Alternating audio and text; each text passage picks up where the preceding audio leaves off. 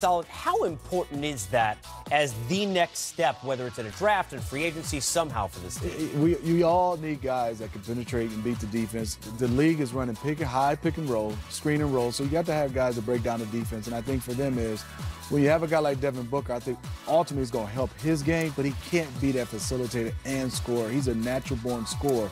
You're going to have somebody that with leadership at that point guard position and a veteran, I think, that can help these young guys and put them in their place and get them easy shots. Going back to the Kings, what do? They had Zach Randolph, right? They had Vince. They brought in George Hill and had those guys touch the field. George spent a lot of time with De'Aaron Fox. Look at the growth he's had. Go to the Nets, right? You watch Dinwiddie. You watch Russell. Who'd they have? DeMarre Carroll. They had Brook Lopez before Jared that. Dudley.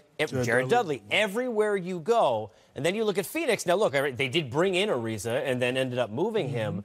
But do you see enough for a young team, Grant? You've played on, go back to the beginning of your career. Do you think that there's enough veteran leadership to help some of those young kids like a Josh Jackson maximize what their potential? No, not at all. I think that's part of the problem. And, I think back to my first year, I had Joe Dumars. Yep. I had, Mark West. I had Johnny. I had guys who were veterans. And so even though we weren't winning games, at least in my rookie season, you were learning how to be a professional. You were learning what it takes, constantly absorbing, asking questions, following the example, and that kind of impact sort of gives you a foundation early, even when you're struggling with young players like we were.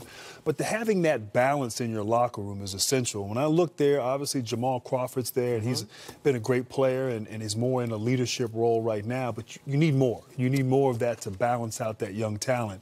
And that's part of why they've been struggling. But I also think the instability, you fire a GM right at the start of the season. You coached 3 games in last year, right? Was it? Yeah, just a lot of turmoil. And I think when you have a young core, a young group, it trickles down into that locker room. So, it's unfortunate because I like some of the pieces they have, but it's just not.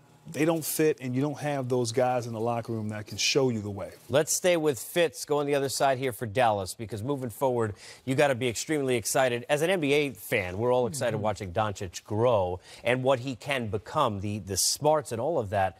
Dennis Smith Jr. is a highly athletic, talented, confident kid, and he seems to be playing better. The shot numbers are going in the right direction. Do you feel better now than maybe even a few weeks ago about the ability of both of those guys to be part of the core? Because there was a lot of conversation that, whether it was coming from Dallas or not, that, hey, look, maybe they're going to move Dennis Smith, and that's it. Now it's Doncic's team alone. No, I think they can play well together, because the reason why is I never looked at Dennis Smith Jr. as a point guard. I think he can defend point guards, but I think you look at him as kind of the situation with Penny Hardaway in Orlando. Penny had the basketball. You had Nick Anderson guarding the 2s and the 1s, and he was a spot-up shooter. Dennis Smith has to get his game better where he can play without the basketball. He's always had it since high school and in college. In his first year with Dallas, it's a learning process. I know it took me a while when I got traded to Atlanta. Off the basketball, you just don't understand. They get the rebound, and we got Mookie on one end asking for it. I was asking for it, and Lenny would say, you got to run. You got to get out of there now. Right. I think for Dennis Smith Jr., he's getting better, and Luka is the best person to play with him because he will pass it. He will give it up early. I think they can play together. And the right coach for those guys, too. How perfect is Carlisle for that?